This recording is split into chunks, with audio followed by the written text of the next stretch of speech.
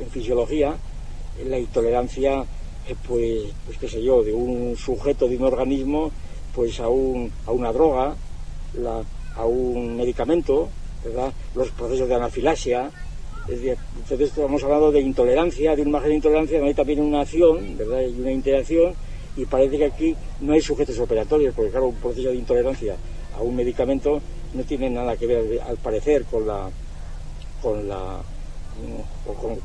operatividad de los sujetos.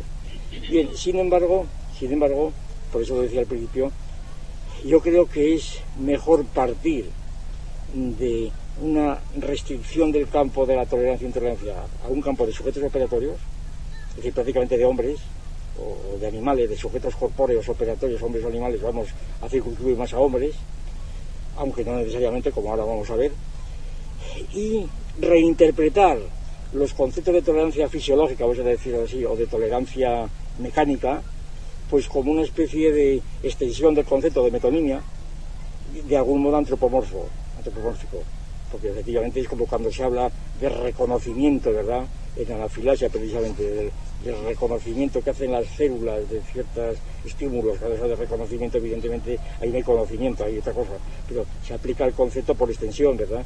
Y aquí lo mismo. Y es más, incluso cuando se habla de intolerancia en fisiología y se compara pues una experiencia de intolerancia con otra de tolerancia, es porque se está comparando las dos cosas y se está de algún modo asimilando esta situación con las situaciones de sujetos operatorios. Es un poco la situación que Marx observaba, la famosa comparación que Marx hace con Darwin. Dice, Darwin observó en la conducta de la sociedad victoriana la misma conducta de los animales, ¿verdad?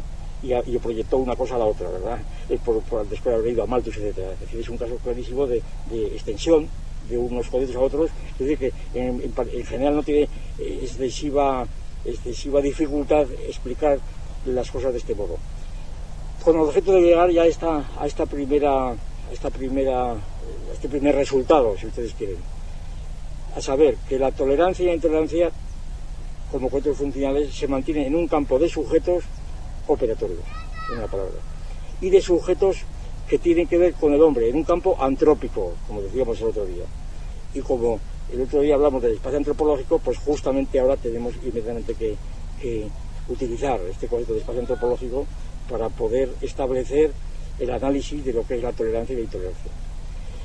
Y como el otro día dijimos que el espacio antropológico tiene tres ejes, ¿verdad? El eje circular, que comprende en torno al cual se sitúan las relaciones, para decirlo rápidamente, de unos hombres con otros hombres, de unos sujetos operatorios con otros sujetos operatorios.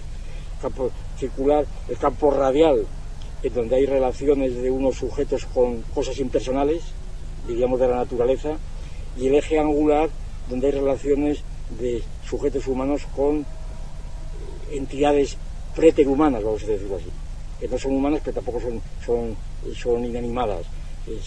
Las identificamos rápidamente con animales, pero no se reduce únicamente con ciertos animales, sino que también puede, en principio, ser cualquier otra cosa. Pueden ser ángeles, demonios, espíritus, dioses, etcétera. Cualquier entidad que no siendo humana tampoco es una animada, sino porque puede mantener o mantiene con el hombre pues relaciones de algún modo de lenguaje. En el caso del lenguaje religioso, relaciones de revelación, como cuando va del numen a los hombres, o de oración cuando va de los hombres al numen, ¿verdad? Estas relaciones que son esencialmente lingüísticas y que son esenciales en toda relación de tipo religioso, pues son las que dentro del espacio antropológico se verifican o se verificarían plenamente en la relación de los hombres con ciertos animales, como se demostraría principalmente pues por las decoraciones de las cavernas tan frecuentes en todo el Cantábrico y en Francia, etcétera. Entonces, según esto, pues la conclusión es la siguiente, que habría que clasificar inmediatamente la tolerancia y la intolerancia en tres niveles. Habría una tolerancia en relaciones circulares, una tolerancia o intolerancia de relaciones circulares, habría una tolerancia e intolerancia de relaciones radiales, y habría una tolerancia o intolerancia de relaciones angulares. Esta es la clasificación principal. y todas ellas con sentido antrópico, ¿verdad? Ejemplo, la tolerancia circular, pues es prácticamente de la que vamos a hablar, es la tolerancia por antonomasia, diríamos, la tolerancia entre hombres de distintas clases, ¿no? La tolerancia radial, pues los ejemplos que hemos puesto antes, es decir, la tolerancia de los hombres y así de este modo reducimos dentro del espacio antropológico aquellas versiones que parecían que no tenían nada que ver con sujetos operatorios, porque por lo menos hay un sujeto operatorio que está presente en la relación, ¿no? Las tolerancias que hemos hablado antes, fisiológicas o mecánicas. Y las tolerancias angulares, pues son las tolerancias internas que se producen en esta relación con los númenes, con los animales. Idea esta que tiene, yo creo, bastante interés por lo siguiente, porque es casi un tópico entre muchos estudiosos, ¿verdad?, de antropólogos, sociólogos, el acusar precisamente a las religiones monoteístas de intolerancia. Que la intolerancia estaría vinculada a las religiones monoteístas. Es un tópico que para muchos es un verdadero descubrimiento, ¿verdad?, cuando descubren el secreto de la intolerancia. Es que esto es las tradiciones del libro, ¿verdad?, de las religiones judeocristianas y no digamos de los musulmanes, etc. La intolerancia es propia de las religiones monoteístas. Y en cambio los griegos, claro, como eran politeístas, eran tolerantes. Bueno, semejantes fantasías que no tienen un peso histórico ninguno, pero sobre todo, por lo que nos concierne, quedan enteramente refutadas, pues, por ejemplo, con una observación de Hume, muy curiosa en la historia de la religión natural, donde dice Hume, esto de que los monoteístas, de que la intolerancia de los monoteístas, que se lo pregunten a los egipcios, ¿verdad?, que como adoraban a gato y a perro y a elefante y a cocodrilos, pues estaban entre sí reñidos unos sacerdotes con otros, claro, porque el propio politeísmo animal pues reproducía en la religión las propias relaciones de conflicto entre los propios animales.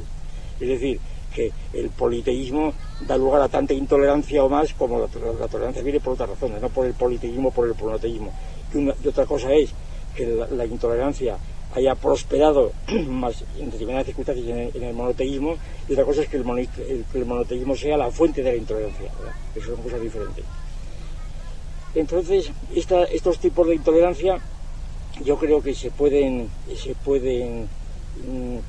jerarquizar perfectamente, y yo creo que por lo que hemos dicho, la intolerancia, o tolerancia por antonomasia, es la tolerancia circular, esta de la que hablamos generalmente y en primer sentido, pero siempre yo creo que conviene pues coordenar y situar relativamente para ver el alcance del concepto, ¿no?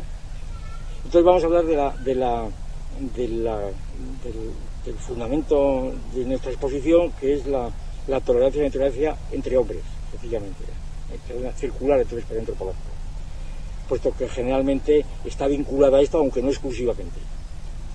Bien, quiero decir que muchas veces la intolerancia entre los hombres puede estar producida por intolerancia de tipo mecánico o fisiológico, eso es evidente, ¿verdad? O angular, desde luego, por fin.